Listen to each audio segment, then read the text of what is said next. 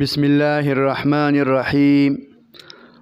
شیخ سعدی رحمه الله یو واقعه بیانوي چې یو عادل او انصاف پسند حکمران او بادشاه اکثر به د شپې خپل بیس او شکل او صورت دا بدل کو او د خپل رعایه خیر خبر به غستو. یو شپه ویدی راوته د خپل رعایه خیر خبر غستو.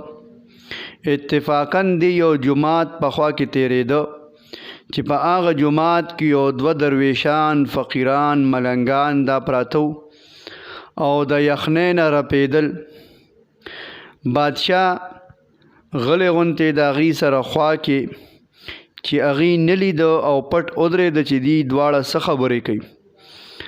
دغه درویشانو او دغه د الله بندګانو ولیانو نیکان او صلحا خلقو اغي دا خبرې کولې چې که په ورځ د قیامت الله جل شانه د زمانې دا بادشاهانم وبخي او دی ته مغفرت وکي نو دی یو فقیر دی بل فقیر ته وي زه خو ګورې په هغه ورځ د قبر نم نه راوځم.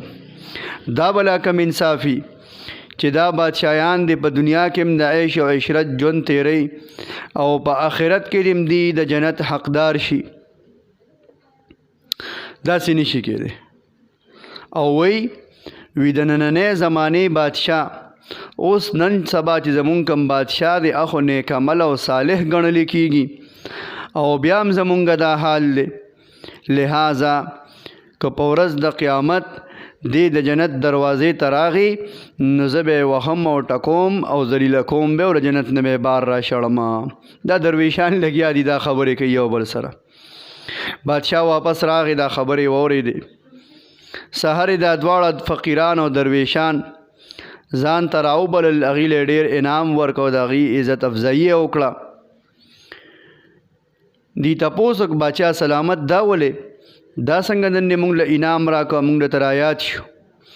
بادشاه سلامت ورته وی زه مغروره نه یم او نه په هغه خلکو کې یم چې فقیرانو او ملنګانو ته په حقیر نظر باندې او په سپک نظر باندې ګورم او انشاءالله تاسو به ما د جنت نه راوباسئ.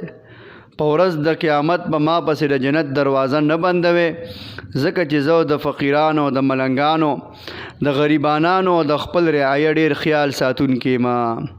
شیخ سعدی رحمه الله فرمایي د دې نه معلومیږي د دې واقعه نه موږ ته دا سبق حاصلیږي چې صاحب اقتدار خلق بادشاهان او وزیران خلق هغې له پکار دا ده چې د غریبانانو د فقیرانو د مسکینانو او د درویشانو خیر خبر اخلي چې د جنت حقدار جوړ شي.